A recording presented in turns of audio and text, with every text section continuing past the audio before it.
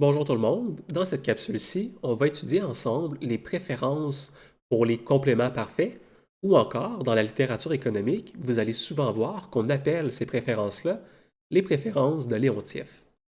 Donc, qu'est-ce que ce sont des préférences pour des compléments parfaits?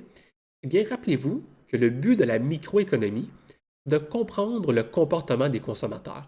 Donc, on essaie de comprendre comment est-ce que les consommateurs font pour allouer leurs ressources entre différents biens.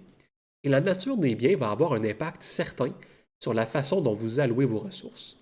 Par exemple, vous pouvez avoir des biens qui sont des compléments parfaits, c'est-à-dire des biens qui ne vont pas l'un sans l'autre. Ici, je vous donne un exemple. Sur l'axe des X, on représente la quantité de souliers gauche que vous consommez, et sur l'axe des Y, on représente la quantité de souliers droits que vous consommez.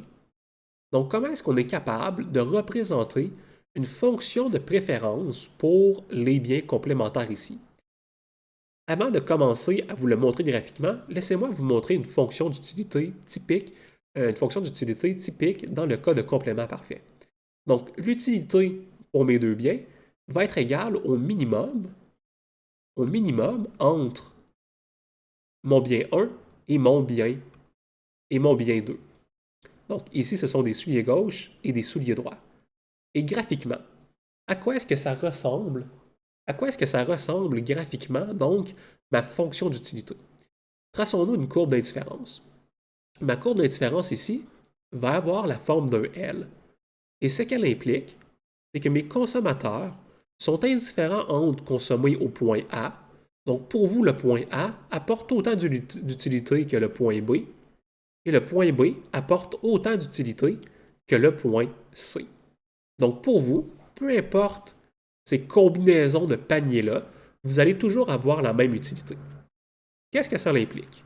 Eh bien, regardons, commençons par tracer ici une droite à 45 degrés.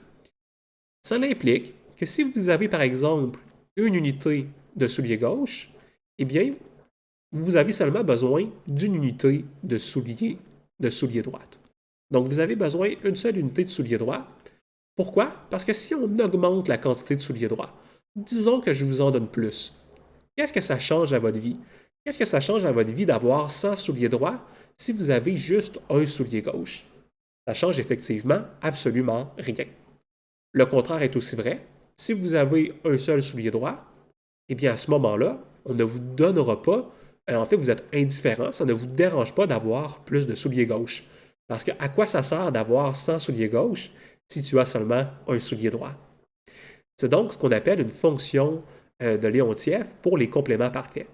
Un point mathématiquement intéressant pour la fonction d'utilité de Léontief, c'est qu'elle n'est pas différenciable. Vous ne pouvez pas différencier la fonction de Léontief à cause du point ici, à cause du point carré, à cause de votre intersection ici.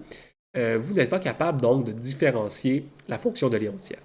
Ça va être un point intéressant lorsqu'on va commencer à essayer de solutionner le problème du consommateur. Vous allez voir que ça va apporter une complexité différente.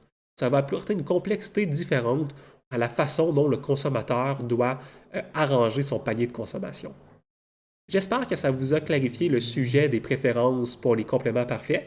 Si vous avez des questions, n'hésitez pas à les laisser dans les commentaires et ça va me faire plaisir d'y répondre dès que possible.